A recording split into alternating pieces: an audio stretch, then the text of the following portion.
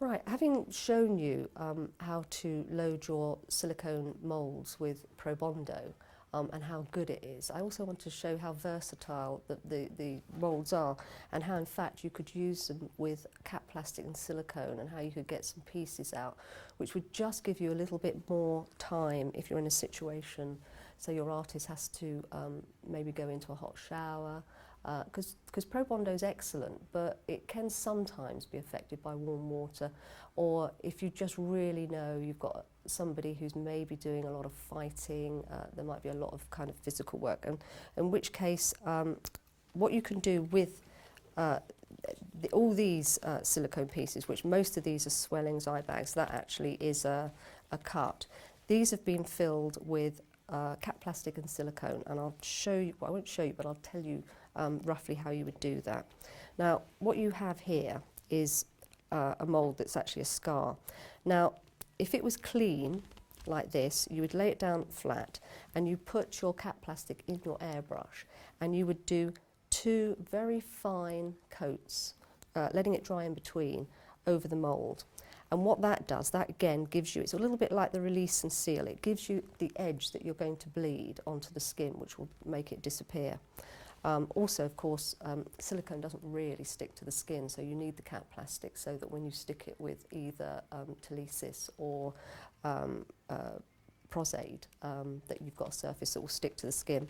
So having sprayed it once or twice, you then get your silicone mix, and very carefully you fill the mould.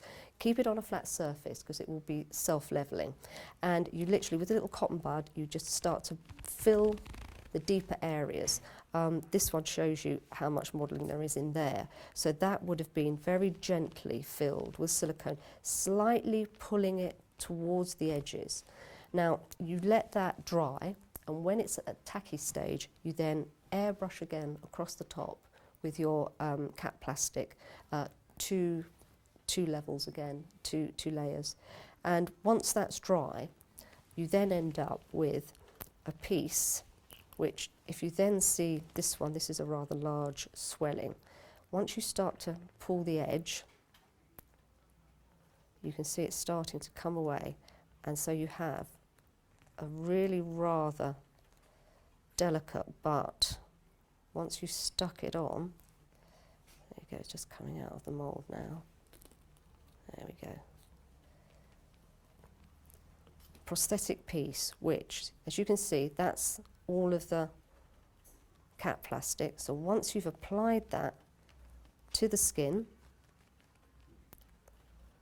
you then bleed the edges very gently with a little bit of acetone all round that edge, and you've got a piece, because it's stuck, rather than being self-sticking like the Pro Bondo, because this is stuck with Telesis or Prosaide, that really will stay under most circumstances. And again, you can use any mould to do that. As you can see from this one, this is actually quite a strong scar. And also, as you can see with this silicone, it's had tiny, tiny little filaments of pink put in it, just to give it a little bit more of a broken flesh tone. But these moulds are incredibly versatile. So either your Pro Bondo or your silicone and your cap plastic.